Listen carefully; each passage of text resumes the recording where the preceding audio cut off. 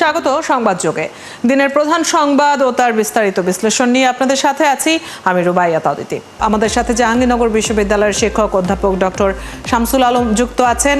এছাড়াও আমাদের সাথে যুক্ত আছেন স্বতন্ত্র অঙ্গীকার পরিষদ থেকে ভিপি প্রার্থী ছিলেন যিনি মাহফুজুল ইসলাম মেঘ, তবে তিনি জাকসু ভোট বর্জন করেছেন। তাদের সাথে একটু কথা বলে নিতে চাই এই বিষয়গুলো নিয়ে। আপনাদের স্বাগত জানাচ্ছি সংবাদ যোগে। অধ্যাপক ডক্টর শামসুল আলমের কাছ থেকে আমি শুরু করতে চাই। হাতে ভোট গণনা নিয়ে বেশ একটা সেখানে বাকবিতণ্ডার সৃষ্টি হয়েছিল। হাতে ভোট গণনার সিদ্ধান্তটা কেন নেওয়া হলো? মানে ওএমআর মেশিন কেনার পরেও ম্যানুয়ালি এরকম গণনার সিদ্ধান্তের পেছনের মূল কারণ কি ছিল? ধন্যবাদ আজকের এই আলোচনায় আমাকে যুক্ত করার জন্য। আসলে হাতে গোনার সিদ্ধান্তটা ওএমআরের প্রতি সাধারণত আমাদের একটা তো ভীতি কাজ করে, বিশেষ করে যখন আমরা জানতে পারলাম যে এটা একটা বিশেষ একটা রাজনৈতিক দলের একজন সদস্যের প্রতিষ্ঠান থেকে কোনো প্রকার টেন্ডার ছাড়াই, কেউ জানে না কোন প্রতিষ্ঠান থেকে নেওয়া হচ্ছে, এটা কোনো রকম সরকারি বিধি অনুযায়ী যে কোনো বড় বড় যদি দরপত্র না দিয়ে যদি ক্রয় করা হয় সেটা কিন্তু অনিয়ম। প্রথম নির্বাচন কমিশন কিন্তু এক্ষেত্রে যথেষ্ট অনিয়ম করেছে। এটাতে তারা গোপনে এই বিশেষ একটা রাজনৈতিক দলের সমর্থকের প্রতিষ্ঠান থেকে এটার অর্ডারটা দিয়েছে। তা সেক্ষেত্রে দেখা যাবে যে একটা বিশেষ রাজনৈতিক দল এখান থেকে তারা সুবিধা আদায় করার চেষ্টা করবে। এখান থেকে ওএমআর করা হয়েছে, মেশিনে যদি ওখান থেকে নিয়ে আসে সেখানে যদি গণনার ব্যবস্থা করা হয় তাহলে এখানে যে কোনো ধরনের কারকুচুল করার সময় তারাই সব কাজ করবে সেখানকার প্রতিষ্ঠানের। তো সেক্ষেত্রে দেখা যাচ্ছে যে বিশেষ একটা দল এটা সুবিধা পেয়ে যাবে। সে কারণেই ছাত্রছাত্রীদের চাপেই কিন্তু এটা করা হয়েছে। পরবর্তীতে যে ম্যানুয়ালি গণনা করা হবে, অনেকগুলো ছাত্র সংগঠনই কিন্তু এটার জন্য তারা আবেদন করেছে যেটা যেন ম্যানুয়ালি গণনা করা হয়, এবং এটা এই কারণেই বোধহয় নির্বাচন কমিশন পরে বাধ্য হয়েছে ম্যানুয়াল। কিন্তু এখানে একটা প্রশ্ন আছে আমার, যে নির্বাচন কমিশন কিন্তু প্রথম থেকেই যে নির্বাচনগুলো পরিচালনার ক্ষেত্রে যা তা করা দরকার সেই কাজগুলো কিন্তু তারা করতে পুরোপুরি ব্যর্থ হয়েছে। বিশেষ করে আমরা দেখি যে নির্বাচন কমিশনের গঠন হয়েছে অল্প কয়েকজন শিক্ষককে নিয়ে, অর্থাৎ এই যে এত বড় একটা ক্যাম্পাস আগের মতো যে ৩-৪ জনকে নিয়ে কি তা সম্ভব? নির্বাচন কমিশন জাহাঙ্গীরনগর বিশ্ববিদ্যালয়ের সকল শিক্ষককে এখানে যুক্ত করতে ব্যর্থ হয়েছে। তারা একদিন কোনো মিটিংও করে নেই শিক্ষকদের সহযোগিতার জন্য।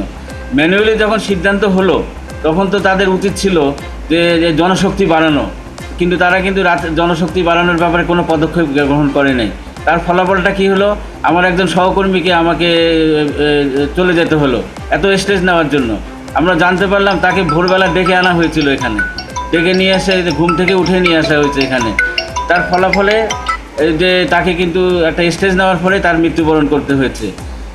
কারণটা এখানেই এই যে নির্বাচন কমিশনের এটা আমি ব্যর্থতা বলবো, কারণ তারা কেন জনবল শিক্ষক কর্মকর্তা কর্মচারী এখানে যুক্ত করার কথা না। তাহলে নির্বাচন কমিশন নিয়ে আপনিও অভিযোগ করছেন, নির্বাচন কমিশন যেখানে ব্যর্থ সেখানে তারা নির্বাচনটি সুষ্ঠুভাবে আসলে কতখানি পরিচালনা করতে পারলো এটা নিয়ে প্রশ্ন থাকা তো খুবই স্বাভাবিক। স্যার, আমি আপনার কাছে ফিরবো, আমি আপনার কাছে আসবো আবারও। মাহফুজুল ইসলাম মেঘ, আপনার কাছে একটু জানতে চাই, আপনি সহ ভোট বর্জন করেছেন আরো অনেকেই, তারপরেও ভোট গ্রহণ হলো এবং এখন অনেক নাটকীয়তার সাথে হলেও ভোট গণনা চলছে।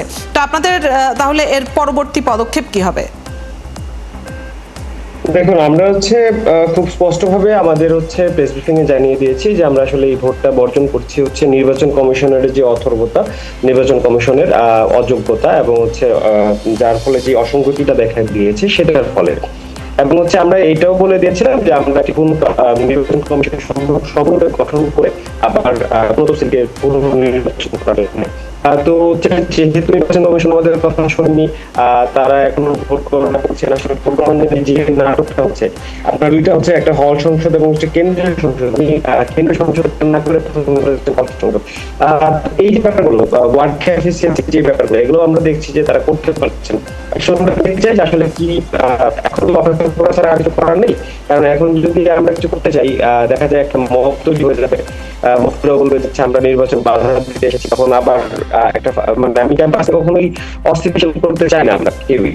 আমরা আসলে অপেক্ষা করছি যে কি রেজাল্ট আসে, এই ত্রুটিপূর্ণ নির্বাচন দিয়ে কার মুখে আসে আমরা দেখতে চাই আর কি। মেঘ, আপনি যেখানে আছেন সেখানে একটু নেটওয়ার্কের ইস্যু আছে, আপনার কথা ভেঙে ভেঙে আসছে, আমরা কিছুটা বুঝতে পেরেছি, আসবো আপনার কাছে আবারও। স্যার, আপনি বলছিলেন নির্বাচন কমিশনের ব্যর্থতার প্রসঙ্গে আপনি বলছিলেন, এবং শেষ মুহূর্তে আমরা আবারও আকস্মিক একটি ব্যাপার দেখলাম যে একজন নির্বাচন কমিশন সদস্য পদত্যাগ করলেন। এর পেছনে কি কারণ বলে আপনি মনে করেন, এবং এত নাটকীয়তা কেন? আর তার পদত্যাগে কি এই ভোট গণনায় কোনো ধরনের প্রভাব পড়বে, বা এই নির্বাচনে সামগ্রিকভাবে কোনো প্রভাব কি পড়বে? সামগ্রিকভাবে তো একটা প্রভাব ফেলবেই। নাটকীয়তা করছে নির্বাচন কমিশন নিজেই। আমরা শিক্ষকদের পক্ষ থেকে তাকে বারবার বলা হয়েছে নির্বাচন কমিশনকে, আপনারা হলে হলে ভোট কাউন্ট করেন, তাহলে আর এত স্টেজ পড়তো না। আমরা গতকালই আমরা কিন্তু ভোটের ফলাফলটা পেয়ে যেতাম, কিন্তু তারা সেটা করেনি। সেগুলো নিয়ে আসে সিনেট হল, একটা সংকীর্ণ জায়গায়, এত বড় একটা হলের গণনার করার পর তারপর জাকসুতে যাচ্ছে। তা আর আমার জানা মতে ম্যানুয়ালি করার পর তো পর্যাপ্ত সময় তো দরকার, কিন্তু এটা না করে তারা লোকবল না বাড়িয়েই তারা এই কাজগুলো করতে চাচ্ছিল। কিন্তু এখন তাটা কী হচ্ছে, এটা আমাদের জন্য এক ধরনের যে একটু দেরি হলে অনেকে মনে করতেছে যে হয়তো বা কোনো সমস্যা ওখানে আছে। এর বাইরেও নির্বাচন কমিশন ছাত্র সংগঠনগুলোর অনেক অভিযোগগুলো কিন্তু তারা গ্রাহ্য করে নেই। আমরা আরেকটা বিষয় আপনাকে এখানে জানাতে চাচ্ছি আপনার মাধ্যমে, যে দেশবাসীকে, যে হলে কিন্তু বেশ কয়েকটা হলে আমরা দেখেছি সেখানে ব্যালট পেপারগুলো কিন্তু পড়ে থাকতে দেখা গেছে। তারপর ক্রম অনুযায়ী হলগুলোর যদি হলের ব্যালট মুড়িতে ক্রম অনুযায়ী থাকা ছিল, কিন্তু ডাকসুর ব্যালটে কিন্তু ব্যালট পাওয়াতে কোনো ক্রম ছিল না, কোনো সই স্বাক্ষর কারো ছিল না। অর্থাৎ এখানে কি দেখা যাচ্ছে, একজনের ম্যানিপুলেশন, কোনো একটা বিশেষ পক্ষকে সুবিধা দেওয়ার জন্যই কোনো না কোনোভাবে নির্বাচন কমিশন প্রথম থেকে এই ধরনের কাজগুলো করে যাচ্ছে। আর আমরা দেখতে পাচ্ছি যে দেখা যাচ্ছে যে সেখানে যে অভিযোগগুলো, বিশেষ করে বঙ্গমাতা ফজিলাতুন্নেসা হলের 15 নম্বর হল যেটাকে বলি, তাজউদ্দিন হল, জাহানারা ইমাম হল, নজরুল ইসলাম হলে দেখা যাচ্ছে যে একটি বিশেষ সংগঠন সেখানে পুরোপুরি তাদের করায়ত্ত নিয়ে সেখানে কিন্তু এককভাবে তারা কাজ, অন্যদের কিন্তু তারা ঢুকতেও দেয়নি। বিশেষ করে তারা বলছে যে বহিরাগতরা থাকতে পারবে না, কিন্তু ছাত্র শিবিরের যে সভাপতি সেও তো ঢুকতে পারার কথা না, সে কিন্তু ঠিকই ঢুকেছে। কিন্তু ছাত্র দলের ছেলেদের কিন্তু ওইভাবে করা হয়নি, তাদেরকে নানাভাবে হ্যারাস করা হয়েছে। অর্থাৎ 10 তারিখের রাত্রেই তাদেরকে ব্যালট বাক্সের সঙ্গে একটা ছবি উঠানো দেওয়া প্রচার করা হলো, একটা বিশেষ গোষ্ঠী, এটা দ্বারাই কিন্তু ছাত্র দলকে একেবারেই কোণঠাসা করে ফেলা হলো সারা দেশে। অথচ ঘটনাটা কিন্তু সেটা ছিল না, যে পোলিং নির্বাচনের যে হলগুলোর তত্ত্বাবধানেই ব্যালট বাক্সগুলো কিন্তু সেখানে যাচ্ছিল। আর ব্যালট পেপার কিন্তু পরের দিন, ভোটের দিন সকালবেলা 8:30টার মধ্যে পাঠানো হয়েছে। কাজে এগুলো একটা আমার দৃষ্টিতে মনে হচ্ছে অসঙ্গতি ছিল মারাত্মকভাবে, এবং যে ছাত্রছাত্রীদের যথাযথ মূল্যায়ন কিন্তু এখানে করা হয়নি। এই অসঙ্গতিগুলো যদি তুলে ধরে কাজ করতো, এখনও তো সময় ছিল, তারা গণনার আগেও এই কাজগুলো তারা করতে পারতো, যে কী সমস্যাগুলো আছে আমরা সমাধান করে নিই, কিন্তু তারা সেটা করেনি। তারা পর্যাপ্ত জনবল না নিয়ে তারা গণনার কাজটা শুরু করে দিয়েছে। কিন্তু এই গণনার কাজ করতে গিয়েই আমরা একটু আগে যেটা আমি বললাম, আমাদের একজন সহকর্মী যে প্রতিভাবান একজন, আপনি যে বলছিলেন অসঙ্গতির কথা, নানান ধরনের অসঙ্গতি নির্বাচন কমিশনের রয়েছে, এবং আমরা তো দেখেছি যে বিভিন্ন প্রার্থীরা পুরো প্যানেল সহ নির্বাচন বয়কট করেছে। এখন এই নির্বাচন হয়ে যাওয়ার পর, ভোট গ্রহণ হয়ে যাওয়ার পরেও আপনি কিছু অসঙ্গতির কথা তুলে ধরছেন। তো আপনারা শিক্ষকরা যারা কমিশনের বাইরের যারা আছেন, তারা কি এই নির্বাচনের স্বচ্ছতা, এটা সুষ্ঠু হয়েছে কিনা, এই বিষয় নিয়ে কোনো মন্তব্য করবেন? না, এই অসঙ্গতিগুলো, স্বচ্ছতা তো ছিল না। লেভেল প্লেইং যেটা আমরা বলি সেটাও কিন্তু এখানে ছিল না।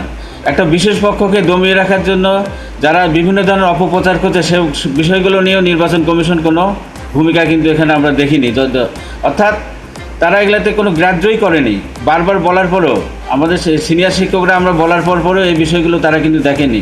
অর্থাৎ সার্বিকভাবে যদি আমি বলি, তারা হচ্ছে অদক্ষ কাজ পরিচয় দিয়েছে তারা, এবং তাদের মূল উদ্দেশ্য ছিল একটা বিশেষ গোষ্ঠীকে এখানে হচ্ছে দলকে সুবিধা দেওয়া। অর্থাৎ নির্বাচনের দিন রাতের বেলায় আমরা দেখেছি, নির্বাচন রাতের বেলায় তারা বলছে যে বহিরাগত এখানে ঢুকতে পারবে না, আমরা দলে দলে একটা বিশেষ মতাদর্শের লোকজনকে জাহাঙ্গীরনগরের আশপাশ থেকে শুরু হয়ে তারা ক্যাম্পাস ভরে গেছে। এখনো আপনি দেখতে পারবেন এরকম বেশ কিছু অভিযোগ যেটা আমরা প্রার্থীদের কাছ থেকেও শুনেছি এর আগে। আমি মাহফুজুল ইসলাম মেঘের কাছ থেকে আবারও একটু শুনে নিতে চাই যে ভোট বর্জন করা প্রার্থীরা বেশ কিছু সুনির্দিষ্ট অভিযোগ এবং দাবি জানিয়েছেন ইতিমধ্যে। আবার আপনি বলছিলেন যে ক্যাম্পাসে কোনো ধরনের বিশৃঙ্খলা, কোনো ধরনের উত্তেজনা সৃষ্টি হোক, নতুন করে আবার একটা আন্দোলন দানা বাঁধুক, সেটা আপনারা চান না। বিশ্ববিদ্যালয় কর্তৃপক্ষের কোনো ধরনের মন্তব্য কি পেয়েছেন এই বিষয়গুলো নিয়ে, যে তাহলে এর পরবর্তীতে কি হতে যাচ্ছে, বা এই নির্বাচন আসলে ভোট গণনা চলছে, ফলাফল চলে আসবে 33 বছর পরে এই নির্বাচন তাহলে কি বয়ে নিয়ে আসলো?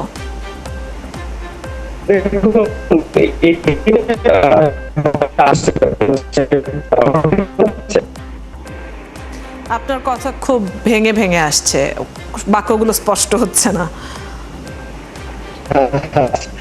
চেষ্টা করি।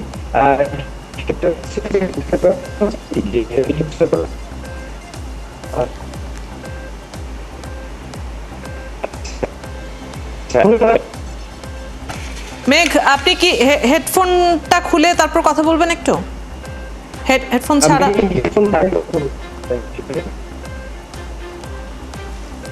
একটু তাহলে ধীর গতিতে যদি বলেন, আমাদের হাতে মিনিট 2-1 সময় আছে, আপনার উত্তর নিয়েই তাহলে শেষ করব। আচ্ছা, আমি